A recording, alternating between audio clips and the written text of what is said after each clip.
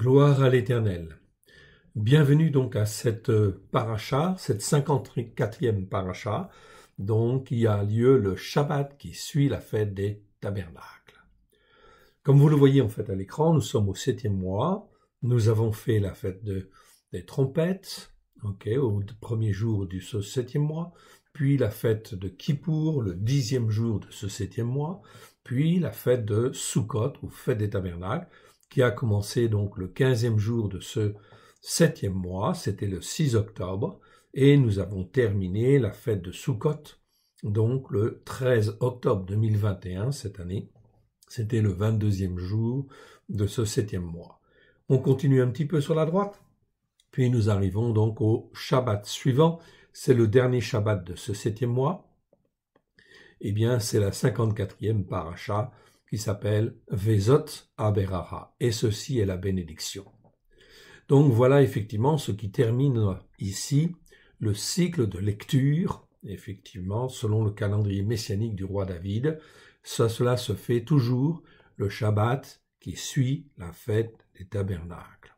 C'est extrêmement important car ensuite, eh bien, selon le calendrier messianique du roi David, il y aura une paracha chaque semaine, bien sûr, à chaque Shabbat, et on va arriver à la fête de Hanouka. Cela colle très bien. Le cycle de lecture se fait très correctement, d'une manière précise. Donc on sait que les croyants messianiques du 1er siècle, les disciples de Yeshua utilisaient ce calendrier, et non pas un calendrier lunaire. Le calendrier lunaire, on lit la 54e paracha, le dernier jour de la fête des tabernacles, selon le calendrier lunaire.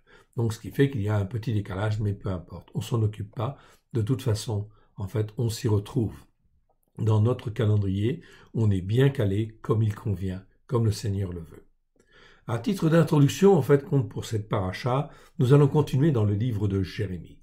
Et là, nous sommes arrivés au chapitre 6. Et le chapitre 6 de Jérémie, c'est donc très important parce que cela nous parle, justement, des jugements qui viennent sur Israël, sur Juda précisément, puisque Jérémie, je vous le rappelle, est un prophète qui est intervenu au 6e siècle avant Jésus-Christ, avant la destruction et pendant la destruction, de Jérusalem, dans les années, 600, exactement 586. Donc ici, cela nous donne un aperçu très important de la colère de Dieu ou de la fureur de Dieu envers son peuple parce qu'il n'écoutait pas les commandements de Dieu, la Torah, pour la mettre en pratique. Voyons donc ce qui nous est dit dans Jérémie 6, car cela nous parle. Il n'est absolument pas question, pour nous, d'être à côté de la plaque, si je puis dire, mais bien évidemment d'être obéissant et soumis à ce que Dieu veut au travers de Christ Yeshua avec grâce et vérité. C'est donc extrêmement important. Voyons donc cet avertissement que Jérémie, Yirmeyahu, nous donne dans ce chapitre 6. Fuyez, enfants de Binyamin, du milieu de Yerushalayim, sonnez du shofar à Tekoa, élevez un signal à Beth Akerem, car on voit venir du septentrion le malheur et un grand désastre. Donc Jérémie n'a eu de cesse que de prévenir Juda de l'invasion de Nebuchadnezzar qui allait bientôt arriver et qui va bientôt arriver. C'est donc extrêmement important, cela fait partie des jugements de Dieu. Sonner du shofar, le mot shofar ici est écrit dans une écriture pleine, c'est-à-dire avec un vav, comme vous le voyez ici à l'écran. Donc shofar, ça s'écrit comme ça, avec un vav. Parfois, ça s'écrit pas avec un vav dans une écriture plus réduite. Donc ici, shofar, quand c'est écrit dans une écriture pleine comme cela, c'est le shofar qui sonne, mais qui sonne fortement, de manière pleine et entière, pour avertir d'un grand danger qui vient. Grand danger qui vient parce que le jugement est là, et Dieu ne change pas ses jugements. Que l'on soit d'accord ou pas d'accord, sa Torah est la vérité. Voilà pourquoi elle ne change pas, elle ne changera jamais. C'est la même pour Israël et c'est la même pour les nations. Verset 2. La belle et la délicate, je la détruis, la fille de Tzion. La fille de Tzion, c'est effectivement tous ceux qui sont appelés, à suivre l'Éternel, à s'attacher à l'Éternel, au travers de Christ Yeshua. Oui, bien sûr, aujourd'hui c'est au travers de Christ Yeshua. Hier, ça l'était déjà, mais d'une manière en fait plus cachée. Mais évidemment, en fait ici, même celle qui est appelée, eh bien Dieu la juge. La juge parce qu'elle ne rentre pas dans l'obéissance, elle ne rentre pas dans la soumission au commandement de Dieu, à la Torah de Dieu. C'est toujours la Torah qui est la référence. Donc la belle et la délicate, je la détruis, la fille de Sion. Vers elle marchent des bergers avec leurs troupeaux. Ils dressent des tentes autour d'elle, ils broutent chacun sa part. Donc Dieu va appeler des peuples avec Babylone pour venir attaquer effectivement Juda et détruire Jérusalem. Dieu le fait avec contre-cœur, mais parce qu'il voit qu'il n'y a plus rien à faire et qu'en fin de compte, il va laisser un reste, oui bien sûr, mais la plupart sont endurcis dans leur cœur et sont habitués à écouter leur propre voix. Verset 4. Préparez-vous à l'attaquer. Allons, montons en plein midi. Malheureusement pour nous, le jour baisse, les ombres du soir s'allongent. Allons, montons de nuit, détruisons ces palais. Que ce soit de jour ou de nuit, eh bien en fin de compte, ils vont monter. Car ainsi parle l'Éternel des armées. Abattez les arbres, élevez des terrasses contre Yerushalayim. C'est la ville qui doit être châtiée.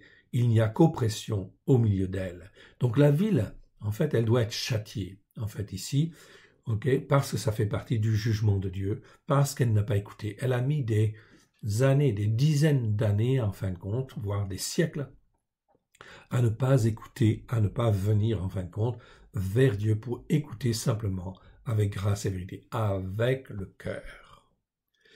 La conclusion, c'est que les iniquités se sont amoncelées, et en fait, la fin de ce verset dit « Il n'y a qu'oppression au milieu d'elle ».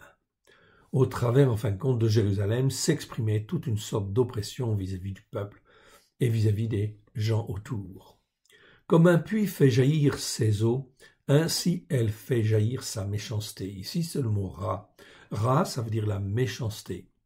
Méchanceté, c'est la méchanceté comme on l'entend, oui bien sûr, mais aussi, en fait, c'est le fait d'être rebelle à Dieu et de ne pas écouter et de faire ce qui est mal, en fin de compte, devant Dieu. Mal devant Dieu en ne voulant pas s'attacher à Dieu, ne pas écouter la parole de Dieu pour la mettre en pratique, cela fait partie de la méchanceté. Donc la méchanceté, c'est pas seulement une méchanceté physique ou morale ou spirituelle, c'est une méchanceté qui consiste à être rebelle à Dieu, qui consiste à ne pas obéir et à ne pas se soumettre à sa parole. Cela fait partie de la méchanceté. Dans la pensée en fait hébraïque, c'est vraiment très clair. Il n'est bruit en son sein que de violence et de ruine, sans cesse à mes regards, s'offre la douleur et les plaies. Reçois instruction. Donc le Seigneur reprend au travers de Jérémie, Yirmeyahu, reçois instruction, Jérusalem. Donc il exhorte en fait encore, de peur que je ne m'éloigne de toi, que je ne fasse de toi un désert, un pays inhabité. Ainsi parle l'Éternel des armées. On grappillera comme une vigne les restes d'Israël, portez-y de nouveau la main, comme le vendangeur sur les ceps. À qui m'adresser? À qui prendre à témoin pour qu'on m'écoute, dit l'Éternel. Voici leurs oreilles est incirconcises, c'est-à-dire qu'ils n'écoutent pas, ils entendent en fait un bruit, ils écoutent, mais en fin de compte, ils ne veulent pas entendre. Ici, leurs oreilles est incirconcises, ils sont incapables d'être attentifs. Voici, la parole de l'Éternel est pour eux un opprobre, et ils n'y trouvent aucun plaisir. Chaque fois que l'on dit la parole de l'Éternel, c'est aussi un signe, en fait, ici, de la présence de Yeshua lui-même, car il s'appelle la parole de l'Éternel. La parole de Dieu révélée au peuple, c'est en fait la parole de l'Éternel, et cette parole de l'Éternel, c'est Yeshua lui-même, en réalité. Donc, il ne voulait pas écouter pour, en fait, mettre en pratique, écouter la parole de l'Éternel. Elle était comme un opprobre, et il n'y trouve aucun plaisir. Je suis plein de la fureur. Donc Jérémie ici, inspiré par l'esprit en fin de compte de sainteté de l'Éternel, dit « Je suis plein de la fureur ardente de l'Éternel ». Donc ici, il ne s'agit pas de colère, il ne s'agit même pas de fureur. Fureur en hébreu, c'est « raron ». Mais ici, c'est le mot « réma ». Réma, en fin de compte, c'est, comment dire, Ça s'écrit de deux manières différentes, comme vous le voyez en fait ici. Réma, ça s'écrit en fait avec un « et » à la fin ou un « aleph ». Ok, mais c'est pas très courant avec le aleph. Avec le aleph, il n'y a que 2 versets. En tout, le mot Réma nous parle en fin de compte de la fureur. Mais c'est pas n'importe quelle fureur. Raron, c'est la fureur, mais Réma, c'est la fureur ardente. C'est la fureur violente, c'est la fureur qui consume. C'est la fureur, en fin de compte, qui, en fait, détruit. Donc ici, le mot Réma, c'est un mot qui existe 124 fois dans 117 versets. Okay.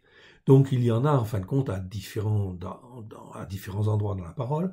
Genèse 47, verset 44-45, où Rebecca dit à Jacob, « Reste auprès de lui, auprès de Laban, jusqu'à ce que la fureur ardente de ton frère s'apaise, jusqu'à ce que la colère de ton frère se détourne de toi et qu'il oublie ce que tu lui as fait. » Donc là, on parle de la fureur ardente.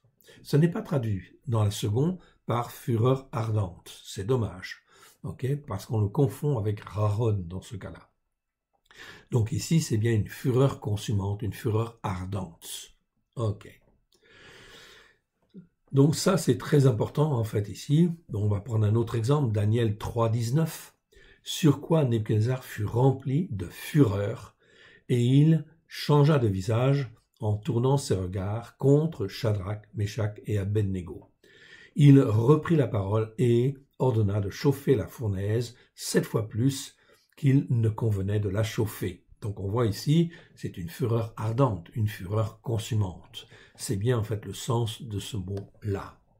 Donc, c'est très mauvais bien sûr que d'engendrer la colère de Dieu. C'est très mauvais encore en fait d'engendrer la fureur de l'Éternel. Mais la fureur ardente, là, c'est la fureur qui détruit, c'est la fureur qui consume, il n'y a plus rien à faire. Donc Jérémie dit, mais quand est-ce que vous allez écouter ? En fait, on voit effectivement Nebuchadnezzar qui va venir, qui va faire l'invasion en fin de compte ici, et en fin de compte, Jérémie dit, je suis plein de la fureur ardente de l'Éternel, je ne puis la contenir. Répands-la sur l'enfant dans la rue et sur l'entente secrète des jeunes gens ou l'assemblée des jeunes gens. Vous savez, les jeunes, eh bien, en fin de compte, ils se rassemblent quand ils voient en fin de compte des soucis, des problèmes, eh bien, ils s'entendent en fait entre eux, ils font des groupes, etc. C'est ça, c'est le mot sod en fait en hébreu, qu'on peut traduire par assemblée ou assemblée secrète ou entente secrète des jeunes gens. Pour essayer en fin de compte de contrecarrer, s'il est possible, ou de savoir ce qu'il faut faire ou ce qu'ils veulent faire par rapport à ce qui arrive. Mais le Seigneur dit, répands-la sur l'enfant dans la rue, sur l'entente secrète des jeunes gens, car l'homme et la femme seront pris. L'ancien, okay, c'est mieux que le vieillard. L'ancien est celui qui est chargé de jour. Okay, donc Dieu dit en fait ici à Jérémie de répandre par la prophétie effectivement donc tous ces malheurs. Verset 12. Leurs maisons passeront à d'autres, les champs et les femmes aussi, quand j'étendrai ma main sur les habitants du pays. Voilà ce que l'Éternel déclare au travers de la bouche de Jérémie. L'Éternel est dans sa fureur ardente. Il dit en fin de compte, je vais permettre que toutes ces choses en fait arrivent. Oui, bien sûr. Si vous persévérez dans cette mauvaise voie dans laquelle vous êtes. L'Éternel Dieu nous avertit en fait aujourd'hui d'une manière très très claire. Si en fait nous continuons de la même manière à négliger en fait la Torah pour ne pas la mettre en pratique, eh bien effectivement de grands malheurs en fait arrivent, oui bien sûr, de grandes catastrophes en fait arrivent, vous allez voir, ça va être extrêmement compliqué. Voilà pourquoi il faut s'attacher à l'Éternel et en fait être dans sa paix, dans son repos, afin d'être entièrement protégé par lui. Donc, verset 12, leurs maisons passeront à d'autres. Voilà ce qui se passera. Les champs et les femmes aussi, quand j'étendrai ma main sur les habitants du pays. Verset 13. Car depuis le plus petit jusqu'au plus grand, tous sont avides de gain. On cherche à gagner de l'argent, on cherche en fin de compte du profit, depuis le prophète jusqu'au sacrificateur. Même les hommes qui étaient en fait soi-disant des prophètes ou des sacrificateurs, eh bien ils sont corrompus. Tous pratiquent le mensonge. Dans la version seconde, c'est marqué « use de tromperie ». Oui, mais c'est un peu faible. En fait, c'est use de mensonge. Tous pratiquent le mensonge. C'est-à-dire qu'ils ne sont pas, en fin de compte, dans un cœur à cœur avec Dieu. Il y a du mensonge. Il n'y a pas de franchise en réalité. Ils sont en fait endurcis dans leur cœur. Ils n'écoutent pas Dieu et ils font tout, en fait, de travers ou de côté pour éviter d'écouter Dieu ou d'éviter d'obéir. Dieu dit en fin de compte carrément, en fait ici, tous pratiquent le mensonge. Ceux qui se disent prophètes, tous ceux qui se disent sacrificateurs, responsables spirituels, tous pratiquent le mensonge à différents niveaux. Si on veut être dans la vérité, il faut être sur la Torah, écouter la Torah et la mettre en pratique avec grâce et vérité. Cela commence par les faits de l'Éternel. Bien sûr, cela commence en fait en réalité par le fait de donner son cœur et sa vie à Yeshua. Mais en fait, à Yeshua qui est le Christ, mais qui est le Christ hébreu, qui est lui bien posé sur la Torah, les prophètes et les psaumes, avec grâce et vérité. C'est donc là très important, on ne changera pas en fait le message de Dieu. On peut inventer toutes sortes en fait d'interprétations, etc. Ce qui est important, c'est la vérité. Et la Torah est la vérité. Psaume 119, verset 142. C'est écrit noir sur blanc. Et Yeshua a dit, Matthieu chapitre 5, verset 17, souvenez-vous, je ne suis pas venu, dit Yeshua, pour abolir la Torah et les prophètes, mais pour l'accomplir. Et le mot accomplir, en fait, ici, ça veut dire quoi, en réalité? Accomplir, eh bien, en fin de compte, dans le sens hébraïque du terme, cela veut dire remplir les cœurs des enseignements de la Torah. C'est bien ce que Dieu a dit et a affirmé dans Jérémie 31, versets 31 à 33, où il dit « Je ferai une alliance nouvelle ». Et cette alliance nouvelle consistera à mettre ma Torah ou les enseignements de ma Torah dans leur cœur, au plus profond d'eux-mêmes, dans leur cœur en fin de compte spirituel, c'est-à-dire dans leur pensée, c'est-à-dire dans leur manière d'être, en fait tout ce qui constitue le cœur spirituel de l'homme. C'est donc extrêmement important, Dieu l'a dit, en fait, dans Jérémie 31, 31 à 33. Donc, au travers de Christ Yeshua, qu'est-ce qui se passe depuis 2000 ans?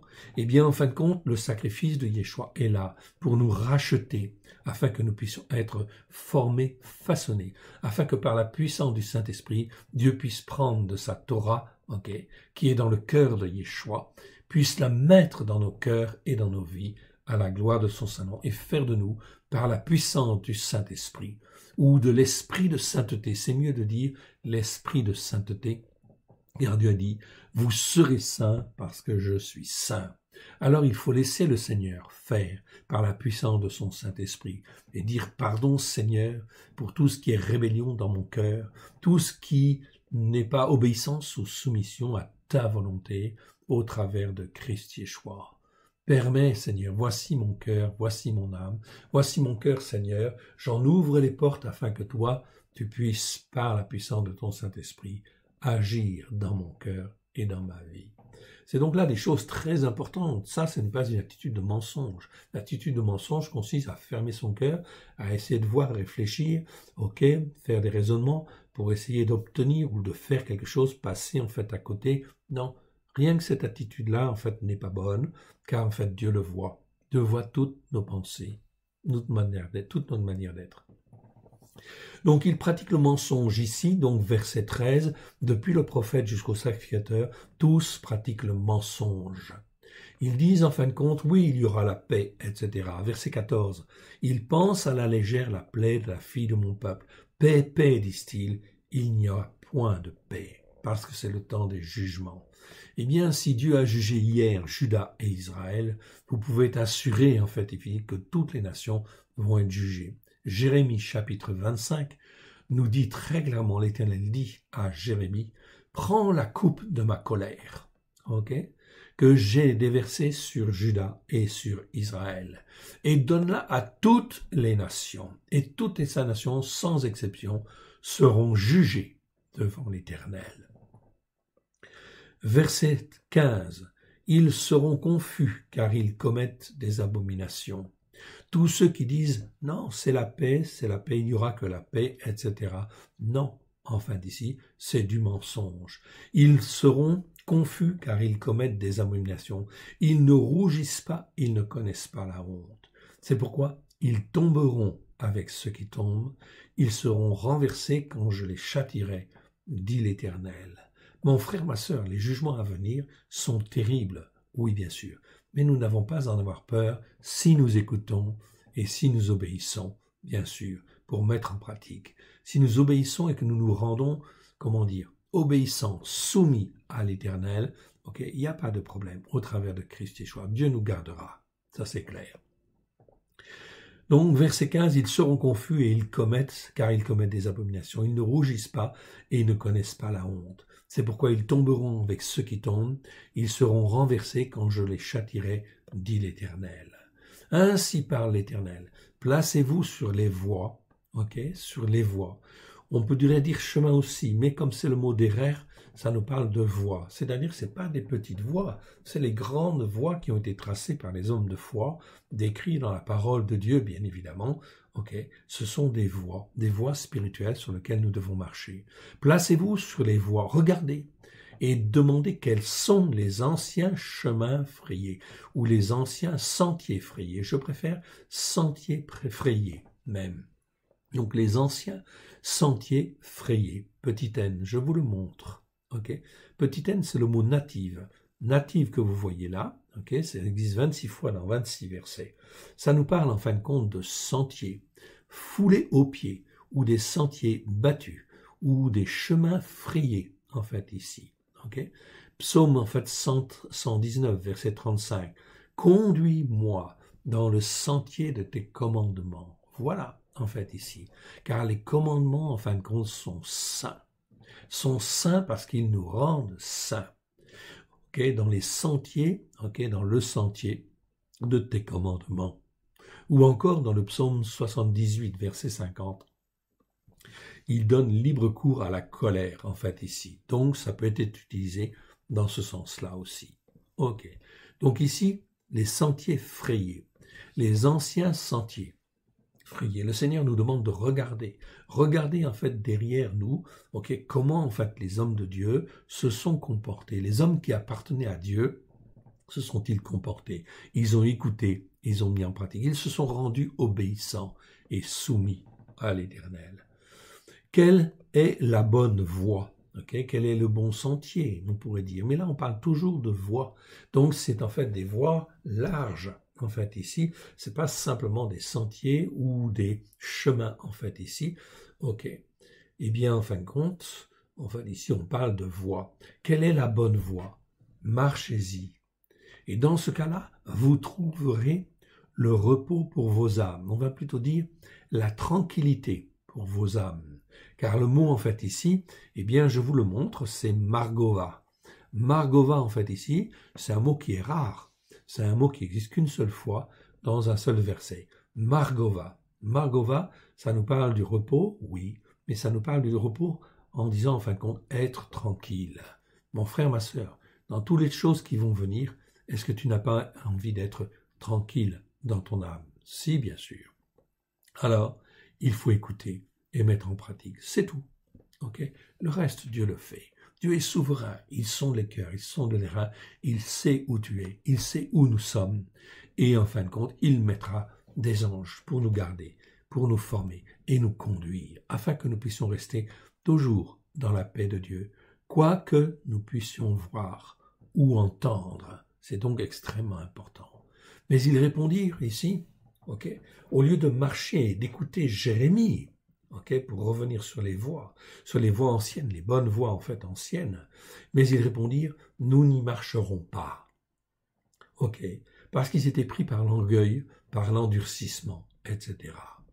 Verset 17, j'ai mis près de vous des sentinelles, soyez attentifs au chauffard. Même chose, le mot chauffard ici est écrit dans une écriture pleine. Donc écoutez le chauffard, le son du chauffard qui sonne en ce moment, car il sonne avec une plénitude, en fait ici, pour avertir.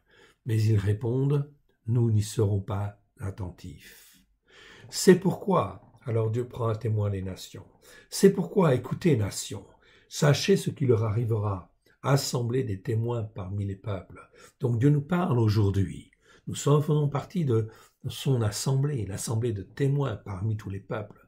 Oui, et verset 19, il est dit, « Écoute, terre, voici, je fais venir sur ce peuple le malheur, fruit de ses pensées. » Pas de ses actes, ici de ses pensées.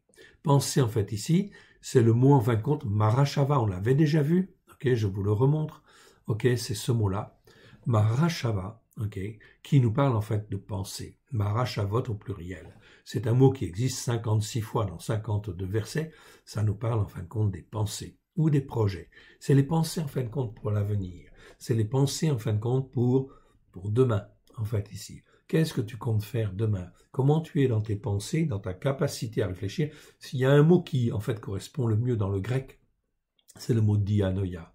Dianoia, ça nous parle de la capacité à réfléchir. Nous sommes tous dotés d'une capacité à réfléchir.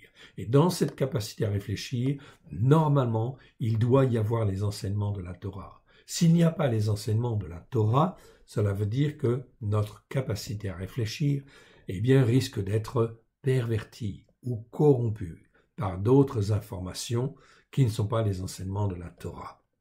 Résultat des courses, cela nous amène à une compréhension, dans le grec on va dire la nous, qui est erronée, ou un entendement erroné. Voilà pourquoi Paulos dira de certaines personnes, ils ont en fait un entendement corrompu, perverti.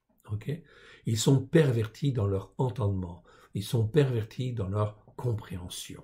Pourquoi? Parce que dans leur pensée, en fait ici, leur capacité à réfléchir, ils n'ont pas réfléchi comme il fallait sur les enseignements de la Torah. Marashava, ça nous parle de ça. Et on voit qu'ici, le malheur arrive. Eh bien, c'est bien écrit en fait ici, verset 19, « Écoute terre ». Donc Dieu s'adresse à toute la terre, donc à nous aujourd'hui. « Voici, je fais venir sur ce peuple le malheur, fruit de ses pensées. » Fruit de sa manière de penser, fruit de sa capacité à réfléchir. Voilà pourquoi nous devons avoir une capacité à réfléchir qui doit être sanctifiée. Comment elle peut être sanctifiée? Bien évidemment, c'est par l'étude de la Torah, qui en fait, au travers de Christ Yeshua, nous permet d'avoir des pensées qui soient honorables devant Dieu, des pensées qui glorifient le Père, le Fils et le Saint-Esprit, et l'Esprit Saint, l'Esprit de la sainteté. Donc ici, le malheur, fruit de ses pensées. C'est donc très clair. Car ils n'ont pas été attentifs à mes paroles, ils ont méprisé ma Torah. Donc on voit très bien en fait la conséquence en fait ici, ils n'ont pas été attentifs à mes paroles, ils ont méprisé ma Torah. Voilà pourquoi leur capacité à réfléchir a été pervertie, endurcie, etc. Et que en fait le malheur en fait arrive en fait ensuite, qui est là le fruit des pensées. Voilà pourquoi nous devons faire attention en fait à nos pensées. Nous devons travailler nos pensées. Nous avons fait un séminaire sur nos pensées en fait ici. C'était extrêmement important et c'était en fait magnifique en fait dans l'enseignement parce qu'il faut que nous fassions attention et que nous formions nous-mêmes afin que notre manière de penser soit calée sur celle de Christ à la gloire de Dieu le Père. Christ n'est-il pas notre modèle? Oui.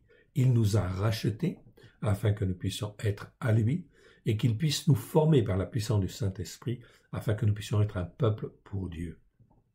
Donc, si nous appartenons à Christ, eh bien nous devons tout faire pour être selon son modèle. Bien sûr, il est notre modèle. Notre Seigneur, notre Maître, notre Sauveur, mais notre modèle aussi. Car ils n'ont pas été attentifs à mes paroles, ils ont méprisé ma Torah. Verset 20.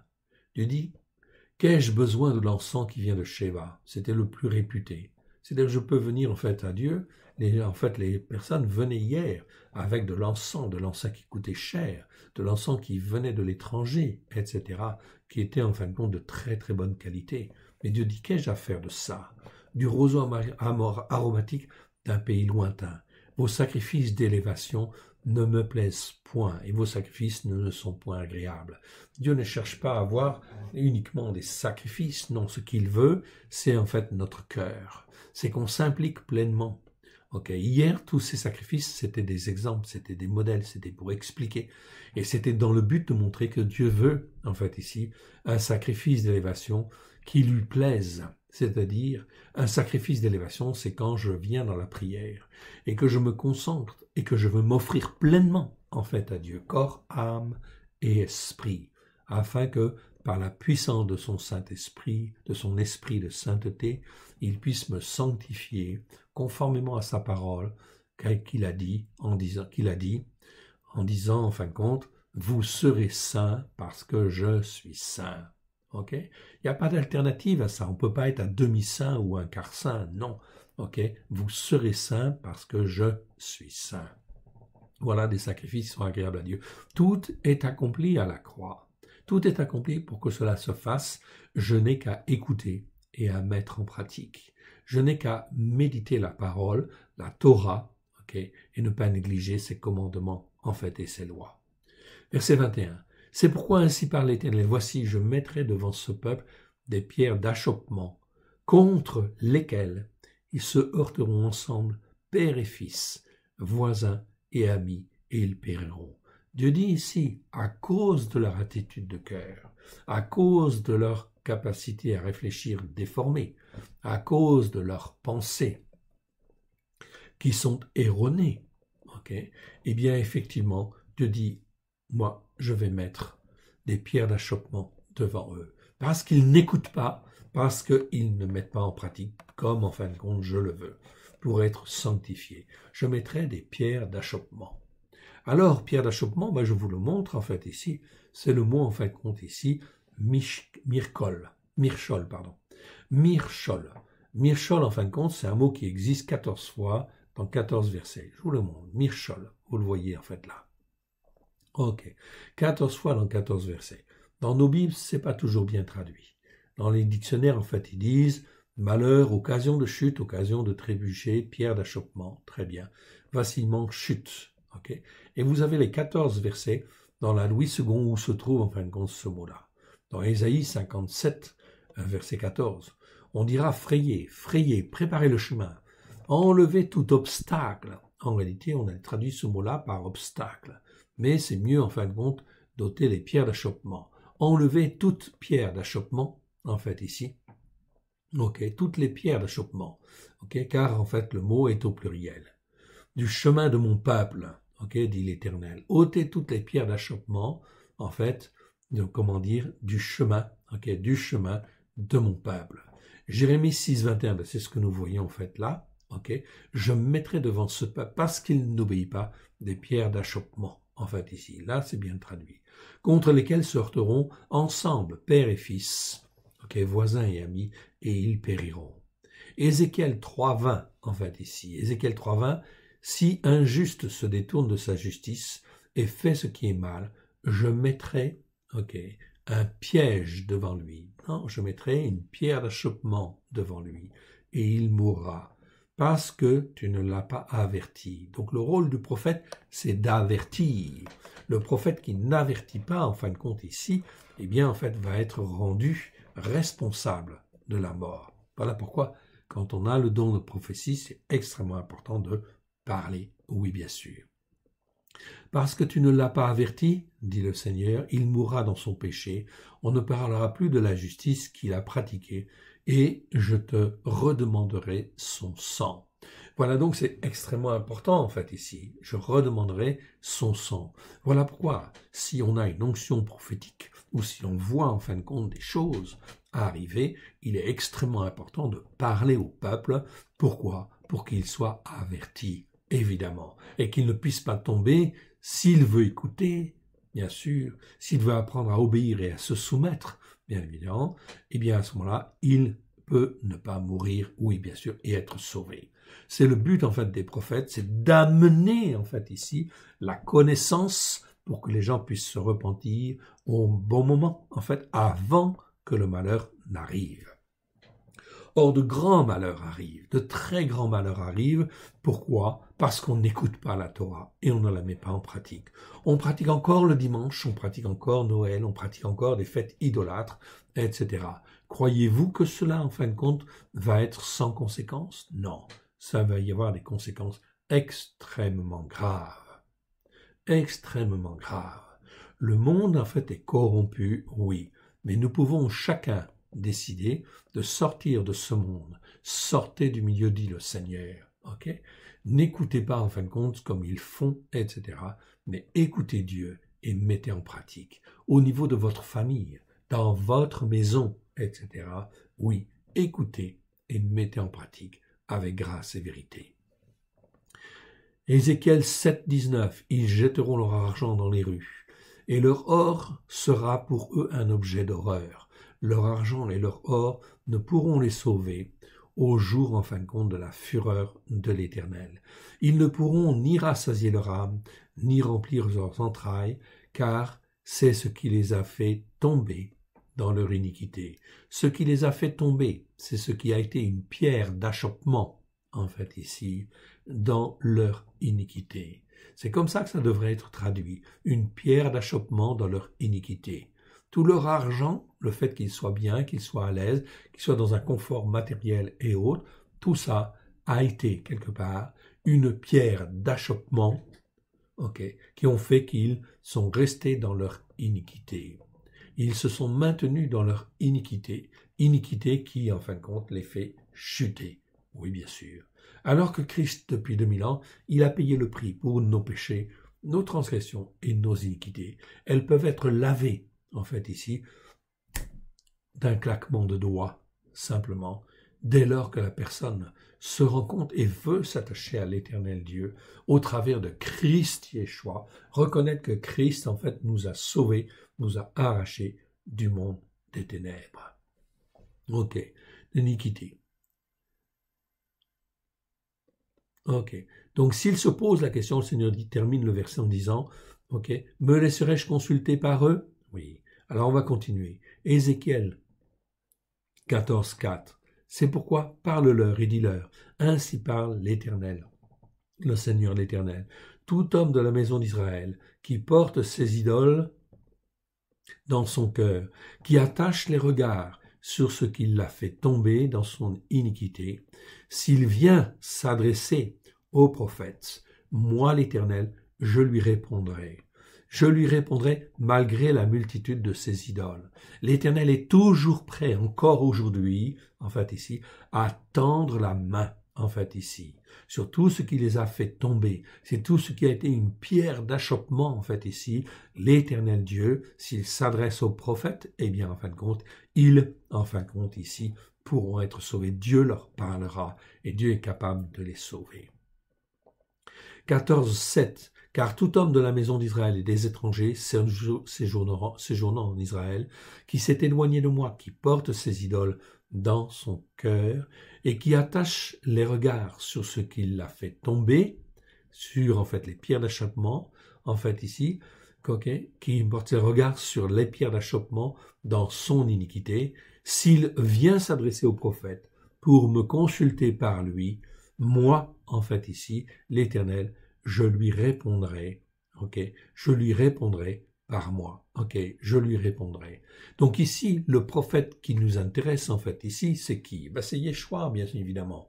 C'est Yeshua qui est le prophète par excellence. Donc si on s'adresse, malgré tout, même encore aujourd'hui, alors que j'ai tourné mes yeux vers les idoles, les pierres d'achoppement, qui m'ont maintenu dans l'iniquité, c'est-à-dire dans les choses pas justes, les choses injustes, là, on est dans la bonne. Souvenez-vous que, en fait, Dieu, au travers de Christ Yeshua, nous rachète des péchés, nous rachète des transgressions et nous rachète des iniquités dans lesquelles nous avons pu être.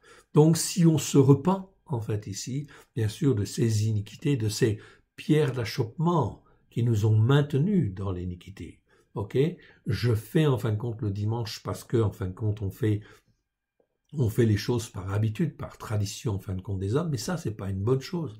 Donc, si je reconnais, en fait, ici, ça, c'est une pierre d'achoppement, bien évidemment. Donc, si je reconnais cette pierre d'achoppement qui me maintient dans l'iniquité, dans les choses injustes, en fait, devant Dieu, eh bien, si je le reconnais, je m'adresse au prophète que l'Éternel nous a envoyé, eh bien, c'est Yeshua. Dieu a dit, en fin de compte, au peuple d'Israël, il a dit à Moïse, j'enverrai un prophète comme toi. En fait, ici, Yeshua est le prophète par excellence. Oui, bien sûr. Voilà pourquoi il faut se tourner vers lui, bien sûr. Et il y a toujours une possibilité. C'est pourquoi je vous jugerai chacun selon ses voies, maison d'Israël, dit le Seigneur. Donc, Ézéchiel 18, 30, c'est pourquoi je vous jugerai chacun selon ses voies, maison d'Israël, dit le Seigneur l'Éternel. Revenez et détournez-vous de toutes vos transgressions, afin que l'iniquité ne cause pas votre ruine, dit en fait ici la traduction seconde. Ne cause pas, ne soit pas pour vous une pierre d'achoppement, en fait ici.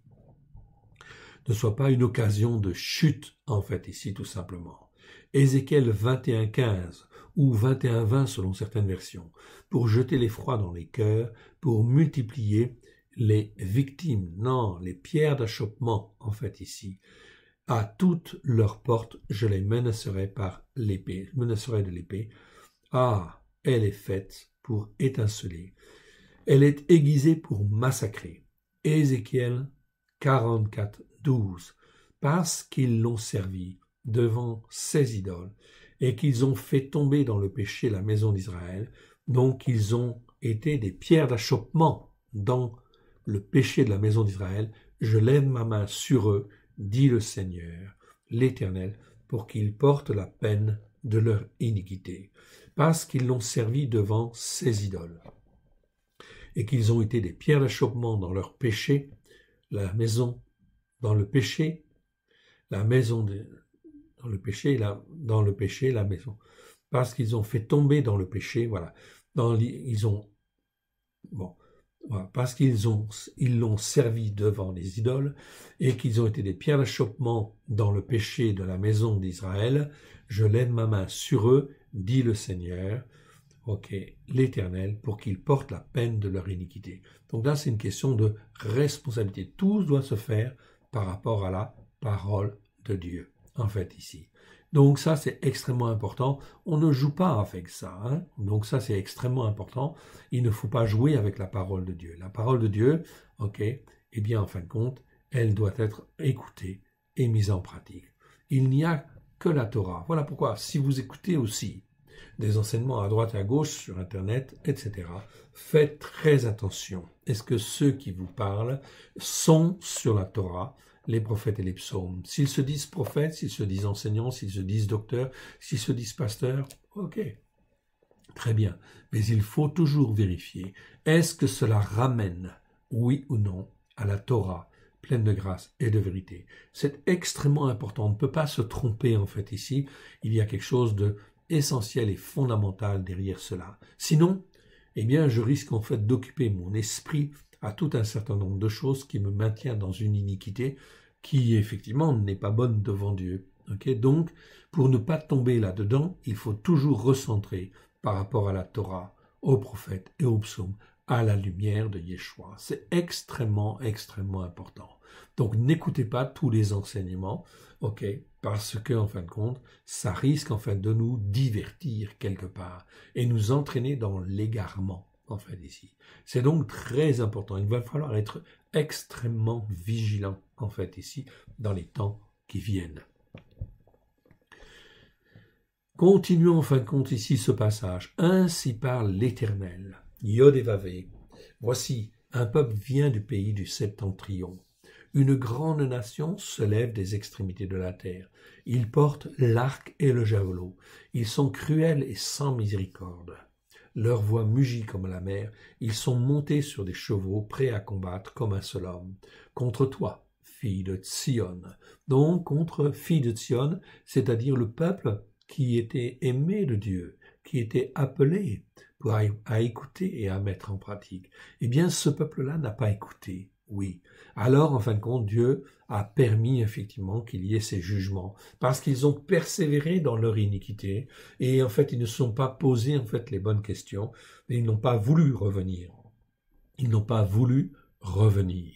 C'est ça qui est extrêmement important. Car même en dernière minute, si on revient vers l'Éternel, Dieu est bon, miséricordieux pour nous sauver, nous prendre par la main et nous arracher en fait le monde des ténèbres. Ça, ce n'est pas un problème, il sait le faire. Mais si on n'écoute pas et on reste dans l'iniquité, iniquité, je vous le rappelle en fait ici, qu'est-ce que ça veut dire iniquité? Iniquité, c'est tout ce qui n'est pas juste. Tout ce qui n'est pas juste. Et comment je sais ce qui est juste, ce qui n'est pas juste? Eh bien, c'est écrit dans la Torah, tout simplement. Il n'y a pas 36 solutions.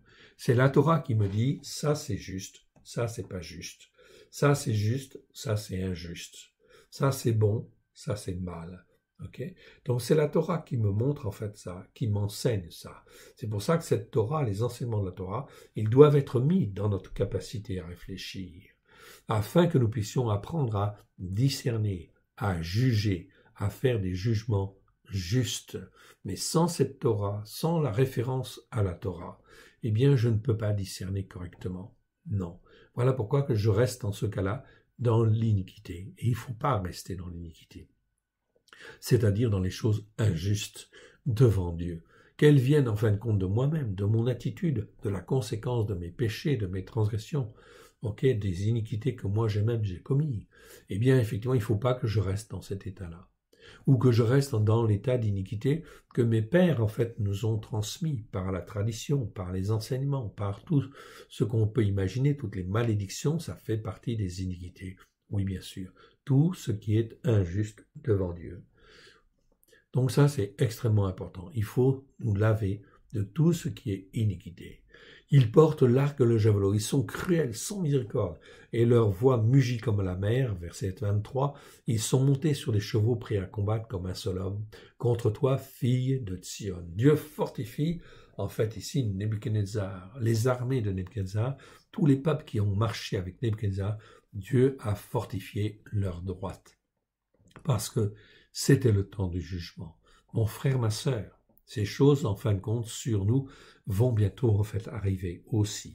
Donc, des jugements terribles. Ça va se traduire par, en fin de compte, des choses comme le Covid-19 que l'on a eu, en fait, ici, qui, en fait, se réduit à droite et à gauche. Mais il va y avoir d'autres formes. Il va y avoir d'autres problèmes qui vont venir, des problèmes économiques, des problèmes financiers, des problèmes de toutes sortes. L'épée qui va se développer, en fait aussi, c'est-à-dire la mésentente, la discorde, le terrorisme, toutes ces choses-là vont se développer. Et des catastrophes aussi naturelles, en fait aussi, qui vont se greffer là-dessus. Éruption de volcans, marée, en fin de compte, ici, marée, tsunami, etc. Toutes ces choses-là, en fin de compte, toutes ces catastrophes, eh bien, vont, entre guillemets, malheureusement, s'accumuler. Pourquoi? Parce que nous sommes des peuples iniques. Nous ne sommes pas des peuples justes devant Dieu. La seule chose qui nous rend justes, c'est la Torah. Eh bien, voilà pourquoi le Seigneur nous demande de nous repentir, évidemment, afin de ne pas rester dans notre iniquité, nos péchés, nos transgressions et notre iniquité. Depuis 2000 ans, tout est accompli à la croix pour qu'en fin de compte, tout homme, quiconque croit, ait la vie éternelle. Verset 24, donc ici verset 23, c'est un peuple en fin de compte cruel et sans miséricorde. Verset 24, au bruit de leur approche, nos mains s'affaiblissent, l'angoisse nous saisit, il est trop tard en fait là, quand ça arrive, c'est trop tard en fait ici quelque part, on peut encore se repentir parce que les choses viennent petit à petit, évidemment, tout ça, ça fait partie de la grâce de Dieu. Mais plus je me forme, plus je suis façonné sur la Torah, à la lumière de Yeshua, plus je suis solide, plus je suis ancré, plus je suis en fait inébranlable. Voilà pourquoi c'est extrêmement important dans les temps qui viennent de vraiment, vraiment s'ancrer sur la Torah, les prophètes et les psaumes, à la lumière de Yeshua. Au bruit de leur approche, nos mains s'affaiblissent, l'angoisse nous saisit, comme la douleur d'une femme qui accouche. Ne sortez pas dans les champs, n'allez pas sur les voies, sur n'importe quelle route, etc. Car là est l'épée. L'épée, en fin de compte, ici, c'est-à-dire, en fin de compte, tout ce qui peut te faire mourir, etc. Ça peut être des brigands, ça peut être, en fait, n'importe quoi, en fait, ici, qui, en fait, amène de l'agression. Et l'épée de l'ennemi et l'épouvante règnent alentour. Oui, les gens vont avoir peur. L'insécurité va croître, oui, bien sûr. Verset 26. Fille de mon peuple, couvre-toi d'un sac et roule-toi dans la cendre, prends le deuil, comme pour un fils unique, verse des larmes amères, car le dévastateur vient sur nous à l'improviste. Oui, bien sûr. Donc là, Dieu, en fait, qu'est-ce qu'il fait? Il appelle encore à la repentance au travers de Jérémie. Couvre-toi, en fait, d'un sac. Roule-toi dans la cendre. Ok? Prends le deuil. Comme si tu avais perdu un fils unique. Verse des larmes amères, car le dévastateur vient sur nous à l'improviste. Eh bien, c'est ce qui arrivera, oui, malheureusement, en fait, ici. Donc, c'est que des malheurs qui sont, en fait, annoncés, en fait, là, dans les temps qui viennent. Oui, car la coupe de la colère, Dieu l'a donnée à Jérémie en lui disant, « Ok, prends la coupe de la colère que j'ai en fait déversée sur Juda et sur Israël et donne-la à toutes les nations, sans exception. » Verset 27. « Je t'ai établi en observation parmi mon peuple. » Donc Dieu dit à Jérémie, « Je t'ai établi en observation parmi mon peuple. Je t'ai fortifié, je t'ai en fait, rendu dur, etc. Ok, de manière à ce que tu puisses parler. Tu puisses en fin de compte attirer en fait les gens en fait à moi et qu'ils puissent se repentir. Je t'ai établi en observation parmi mon peuple comme une forteresse pour que tu connaisses et sondes leur voie, que tu vois en fin de compte sur quelle voie ils sont et que tu les ramènes sur la bonne voie. Sur la bonne voie. Ok. Ils sont, verset 28, ils sont tous des rebelles, des calomniateurs, de l'airain, du fer. Ils sont tous corrompus. Tous ceux qui ne sont pas sur la Torah. Ok, pleine de grâce et de vérité au travers de Christ Yeshua, ils sont corrompus à un certain niveau. En fait, ici. Voilà pourquoi le Seigneur dit ici, ils sont tous des rebelles, des calomniateurs. Il dit pas quelques-uns, il dit ils sont tous des rebelles, des calomniateurs, de l'airain et du fer, c'est-à-dire en fin de compte du métal qui n'est pas noble. En fait, ici, ils sont tous corrompus. Ce n'est pas de l'argent et ce n'est pas de l'or. Ils sont tous corrompus, dit le Seigneur. Aujourd'hui, on est dans cette situation-là, en fait, ici, ok, qui est donc très grave. Okay? Que l'on soit catholique, protestant, évangélique, même en fin de compte parmi les messianiques, okay, il faut en fin de compte se poser les bonnes questions. Est-ce que je suis bien ancré sur la Torah avec grâce et vérité? Parce qu'il n'y a qu'une seule vérité, c'est la Torah. Verset 29. Le soufflet est brûlant, le plomb est consumé par le feu. C'est en vain qu'on est pur, les scories ne se détachent pas. Cela montre quoi? Cela montre que, en fait, quand le Seigneur dit les scories ne se détachent pas, ça veut dire que les gens ne veulent pas se repentir. Ils ont le cœur endurci. Voilà pourquoi, plus on parle, plus on témoigne, mieux c'est, bien évidemment. Plus je manque sur la Torah, plus je suis, en fait, une lumière, afin que les autres autour puissent voir cette lumière. Je suis un témoin de la vérité. Il faut persévérer, bien sûr, dans ce sens, afin, en fin de compte, que le Seigneur puisse sauver tous ceux qui veulent se repentir dans les temps qui viennent. C'est un travail qui n'est pas simple, qui n'est pas facile, mais il suffit en fait aussi pour nous d'écouter et de mettre en pratique, de se soumettre à l'Éternel Dieu, car il est souverain. Et ce n'est pas un problème pour lui que de veiller sur chacun de nous, quel que soit l'endroit où nous sommes. Donc le soufflet est brûlant, le plomb est consumé par le feu. C'est en vain qu'on est pur, les scories ne se détachent pas, on les appelle de l'argent méprisable, car l'Éternel les a rejetés. Alors, quand l'Éternel rejette, effectivement, son peuple, il n'y a plus rien à faire. Il n'y a plus qu'un reste, en fin de compte, ici, qui va subsister à cette tourmente qui a eu lieu. Toute l'Écriture est là pour nous témoigner, en fait, nous former, nous façonner et nous instruire. Et ne croyez pas, effectivement, qu'aujourd'hui Dieu ne va pas juger les nations. Dieu est en train de reprendre, en fait, la main sur le monde entier, en fait, ici, car la terre lui appartient et tous ceux qui l'habitent lui appartiennent. Voilà donc, mon frère, ma sœur, je ne peux que t'encourager à écouter et à mettre en pratique avec ton cœur, avec une bonne intelligence, une bonne capacité à réfléchir, renouvelée par le bain de la génération et le renouvellement du Saint-Esprit, nous dit Paulos dans Galates. C'est donc extrêmement important, afin que notre compréhension, nous en grec, puisse être adéquate et conforme à ce que Dieu attend de chacun de nous. Car si nous comprenons bien les choses, nous pouvons agir ou mieux agir. Et ça, c'est extrêmement important. Tout le travail se fait à l'intérieur de nous.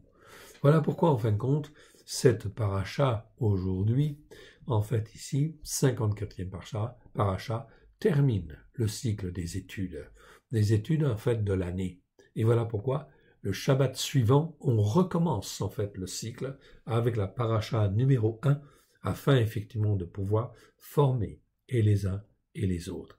Alors n'oubliez pas de parler autour de vous justement de ce système de parachiotes, paracha au singulier, parachiotes autour de vous, afin que les hommes et les femmes puissent être formés comme il convient sur la Torah, les prophètes et les psaumes.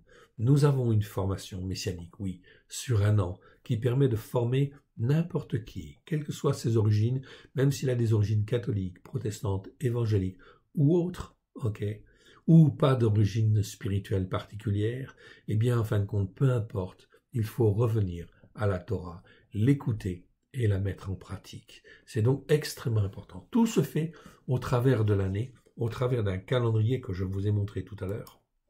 Ok, vous voyez en fin de compte ce calendrier. Eh bien, c'est un calendrier, ici on est au 7e mois. Il suffit en fin de compte de suivre le calendrier, en fait ici, jour après jour. Vous avez même en fin de compte chaque jour, non seulement vous avez les Shabbats, les Shabbats, vous avez des lectures en fait ici, comme là en fin de compte par exemple, la 54e paracha, eh bien en fin de compte, elle se lit cette année le 16 octobre 2021, ce sera le 25e jour du 7e mois. Eh bien, qu'est-ce qu'on lit? On lit en fait la 54e paracha, elle s'appelle Vezot Aberara, et ceci est la bénédiction. Donc c'est les chapitres de Deutéronome, chapitre 33, 1 jusqu'à 34, 12. Ok, donc ça c'est la portion, la paracha de la Torah, la portion de la Torah. Ensuite des Haftarot, eh bien ici vous avez en fin de compte Josué, chapitre 1, verset 1 à 18, Nombre 29, verset 35 à 30, 29-35 à chapitre 30, verset 1, et le psaume 67. Ok. Ensuite, la Brit Hadashah, c'est l'Alliance renouvelée, le Nouveau Testament. En fait ici, Marc, chapitre 9, verset 33 à 51. Tout cela sont des passages où l'on peut écouter et mettre en pratique, bien sûr, apprendre à mettre en pratique avec son cœur. C'est ça qui est très important. Ensuite, eh bien, si vous le voulez, vous le voyez en fait ici, déjà sur ce tableau, en fait ici, chaque jour, ok, si je reprends à gauche, c'est le 10 octobre par exemple 2021, c'était le 19e jour en fait de ce 7e mois, eh bien vous voyez en fait au milieu, c'est marqué Bible un an, Luc chapitre 8, chapitre 9.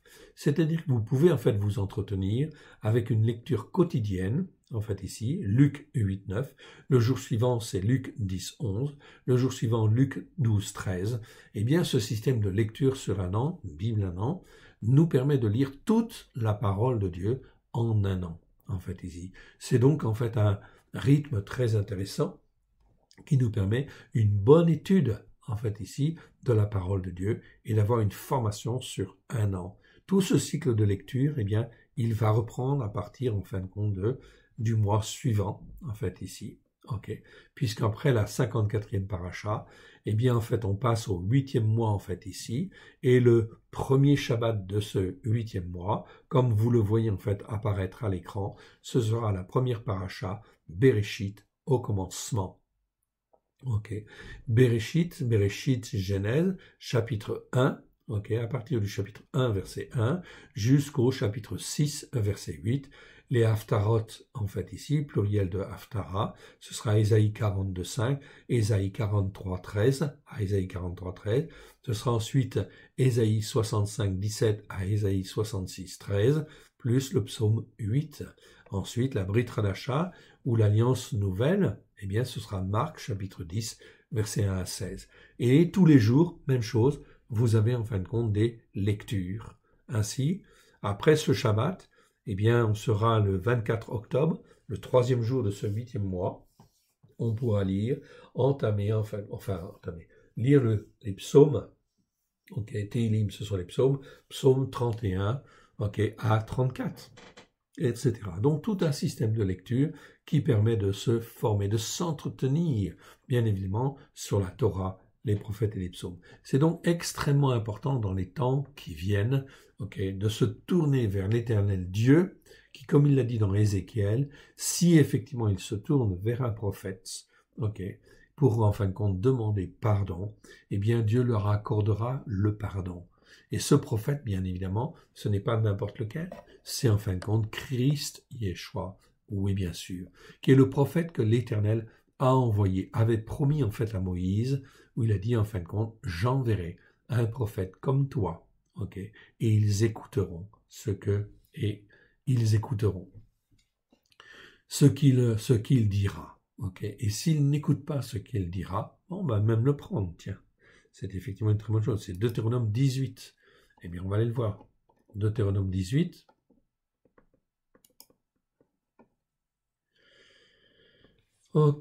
alors, il n'est pas Vaïkra, c'est Deutéronome. On va aller voir. Alors, Deutéronome 18, on va aller chercher. Voilà.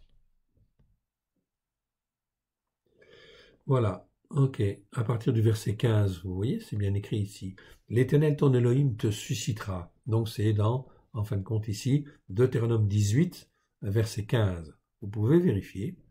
L'Éternel ton Elohim te suscitera du milieu de toi, d'entre tes frères, un prophète comme moi. Vous l'écouterez. Et ce prophète, c'est qui? C'est Yeshua. Vous l'écouterez. Il répondra aussi à la demande que tu fis à l'Éternel, ton Elohim, à Horeb, le jour de l'assemblée. Quand tu disais que je ne n'entende plus la voix de l'Éternel, mon Elohim, que je ne vois plus ce grand feu afin de ne pas mourir. L'Éternel me dit, ce qu'ils ont dit est bien. Je leur susciterai du milieu de leurs frères un prophète comme toi. Je mettrai mes paroles dans sa bouche, et il leur dira tout ce que je lui commanderai. Et s'il n'écoute pas mes paroles qu'il dira en mon nom, c'est moi qui lui en redemanderai compte. Mais le prophète qui aura l'audace de dire en mon nom une parole que je ne lui ai point commandée de dire, ou qui parlera au nom d'autres dieux, ce prophète-là sera puni de mort. Donc ici, très important, ici, verset 18, 18 et 19, je le répète, je leur susciterai du milieu de leurs frères un prophète comme toi. Je mettrai mes paroles dans sa bouche et il leur dira tout ce que je lui commanderai. Et si quelqu'un n'écoute pas mes paroles qu'il dira en mon nom, c'est moi qui lui en redemanderai compte. Deutéronome 18, verset 19. C'est donc extrêmement important en fait ici. Il ne faut pas se tromper. Maintenant, en fait, puisque vous écoutez cette vidéo, vous pouvez en fin de compte aller sur le site en fait donc de à l'école de Yeshua, en fait sur YouTube. Donc vous allez sur YouTube. Si vous n'y êtes pas déjà, en fin de compte ici, donc on va y aller. On va faire comme si on n'y était pas. Ici, on va donc sur YouTube. Vous tapez en fin de compte ici à l'école de Yeshua. Vous voyez apparaître ça dans la liste. Vous cliquez en fait dessus. Vous allez en fin de compte à la première page, donc vous cliquez sur le logo. Et là, vous avez la page d'accueil. Page d'accueil, vidéo, playlist, chaîne, discussion, à propos. Et vous avez une petite loupe ici. C'est en fin de compte ici la zone de recherche. Vous tapez Paracha 54, puisque nous sommes à la 54e. Et ici, vous voyez apparaître en fait les vidéos. Les vidéos de la paracha, en fin de compte, 54. Alors là, eh bien, en fin de compte, vous avez une première, en fait, vidéo, qui existe en 1 heure, qui fait à peu près 1 heure, 58 minutes, paracha 54, 0725, paracha 54, ça, c'est, en fin de compte, le premier niveau. C'est un niveau d'approche où on fait un résumé, en fin de compte, de cette paracha sur 1 heure de temps. Si vous voulez aller plus loin, eh bien, il n'y a pas de souci. Vous avez ensuite Paracha 54, Vezot Aberara, et ceci est la bénédiction, partie 1 sur 2. Donc la deuxième série se fait en 2 parties. Une première partie qui fait 1h12, puis en fait un petit peu plus bas, Paracha 54 ici, vous avez la deuxième partie qui a été faite l'année dernière, en fait le 17 octobre 2020, qui fait 1h53. En tout, il y a 3 heures. Donc vous avez le choix. Vous avez le choix, si vous voulez creuser, aller un petit peu plus loin, eh bien vous pouvez prendre en fin de compte ici la deuxième en fait ici version, qui vous permet d'étudier la paracha 54 en 3 heures. La première en fin de compte ici version vous permet d'étudier la paracha 54 en espace de 1 heure. Bien sûr, en 3 heures on dit plus de choses qu'en 1 heure, évidemment.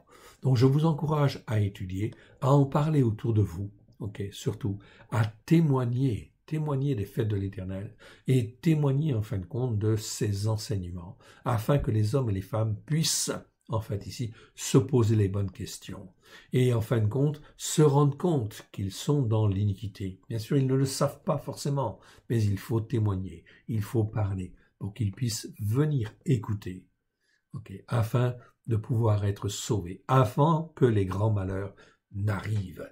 C'est donc extrêmement important. Plus en fait on avance, plus c'est important, fondamental, de témoigner. Car en fin de compte, Dieu ne veut même pas la mort du méchant. Il le dit dans Ézéchiel, chapitre 33, verset 11.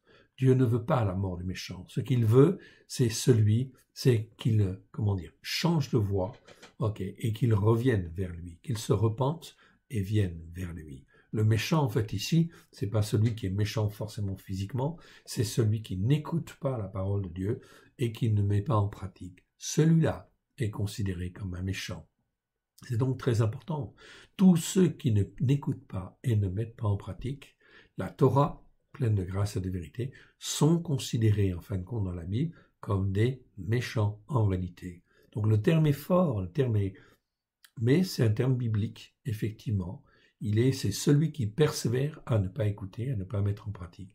Celui-là est un méchant. C'est la définition même de la Bible. C'est donc extrêmement important, en fait, ici, de pouvoir parler, évidemment, et de témoigner, afin que Dieu puisse, et Dieu peut, bien évidemment, les retirer de leur méchanceté. Mais pour ça, il faut qu'ils soient enseignés, qu'ils acceptent Christ Yeshua comme Seigneur et Sauveur, et qu'ils puissent être éduqués, façonnés dans la Torah, pleine de grâce et de vérité. Je vous encourage, je vous bénis dans le précieux nom de Yeshua. On va terminer par une petite prière, si vous le voulez bien. Père très saint, nous te rendons grâce dans le précieux nom de Yeshua. Aide-nous, mon Dieu, mon Père, à te faire plaisir.